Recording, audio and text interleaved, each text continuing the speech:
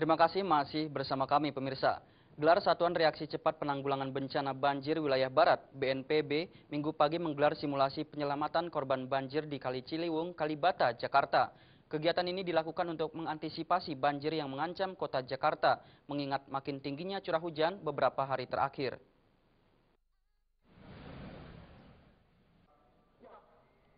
Belajar dari pengalaman penanganan bencana banjir Jakarta awal tahun 2013, BNPB bersama pemerintah daerah DKI Jakarta Minggu pagi melaksanakan gelar Satuan Reaksi Cepat Penanggulangan Bencana Wilayah Barat di kawasan Jalan Kalibata, area bawah flyover Sungai Ciliwung, Jakarta.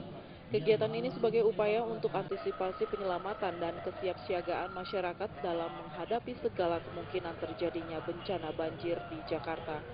Sekretaris BNPB Fatul Hadi menyatakan dipilihnya lokasi pinggiran Sungai Ciliwung dikarenakan banyak warga yang tinggal di sekitar bantaran, sehingga untuk peningkatan kesadaran masyarakat diperlukan adanya pengetahuan terkait penyelamatan korban jika sewaktu-waktu terjadi banjir. Dalam gelar Satuan Reaksi Cepat Penanggulangan Bencana Wilayah Barat, pihak BNPB bekerja sama dengan TNI, Polri, Kemenkes, Kemenpu, Basarnas, dan Disaster Victim Identification (DVI). Selain personil, acara ini juga didukung kekuatan peralatan diantaranya mobil serbaguna, ambulans, toilet mobil, perahu karet, serta peralatan penyelamatan untuk arus deras dan tenda keluarga sebagai shelter pengungsi. Khusus untuk DKI, maka kita adakan di sini. Kenapa? Karena memang Bapak Ibu sekalian sudah bisa melihat, masyarakat kiri kanan sudah melihat. Paling tidak Bapak Ibu sekalian itu mengenal lah atribut, ada Basarnas, ada TNI, Polri, ada kesehatan, ada sosial, semua ada antisipasi banjir, longsor dan lahar dingin ini. Kita minimalkan korban. Memang bencana tidak langsung bisa kita kurangi. Ada upaya khusus baik pemerintah pusat maupun pemerintah. Nah, dampak dari yang belum bisa kita antisipasi secara teknis, maka kita kurangilah korban. Kita lebih siap. Dan sebelah sana nanti ada tenda-tenda pengungsi, baik itu tenda family, ada pelayanan. Dari Jakarta, Nur Tanti Purba dan Muhammad Ihsan melaporkan. Sekretaris Jenderal Partai Demokrat Edi Baskoro Yudhoyono atau yang diakrab disapa Ibas meresmikan Geraha Yudhoyono sebagai kantor DPD Demokrat Bangka Belitung di Jalan Raya Koba, Pangkal Pinang, Bangka Belitung. Kedatangan Ibas disambut meriah oleh kader Demokrat yang ada di Bangka Belitung.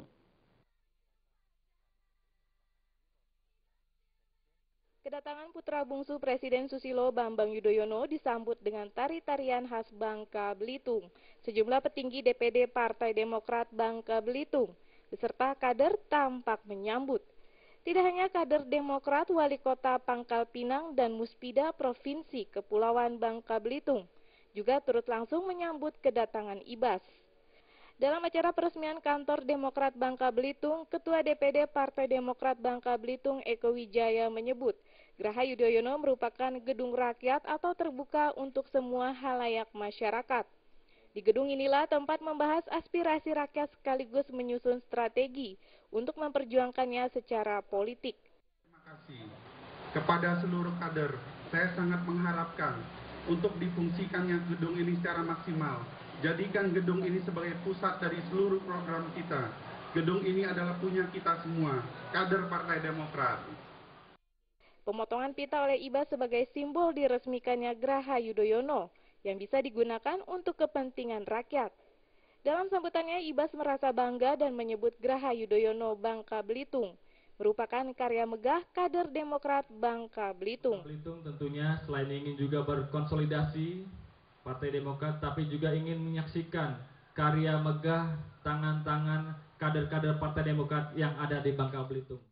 Dalam kesempatan ini, Ibas beserta petinggi Partai Demokrat Bangka Belitung membagikan 500 paket sembako kepada masyarakat sekitar. Selain meresmikan kantor Demokrat Bangka Belitung, Ibas juga membuka rapat koordinasi daerah di Hotel Aston Pangkal Pinang. Dari Pangkal Pinang, Bangka Belitung, Fahru Rozi melaporkan. Ke informasi lain, pemirsa, Satuan Lalu Lintas Kota Gorontalo menggelar operasi Zebra 2013. Dalam operasi kali ini lebih ditekankan ke angkutan umum bentor yang sering bermuatan lebih dari yang ditentukan. Operasi ini dilaksanakan dalam rangka cipta kondisi untuk menekan angka kecelakaan lalu lintas.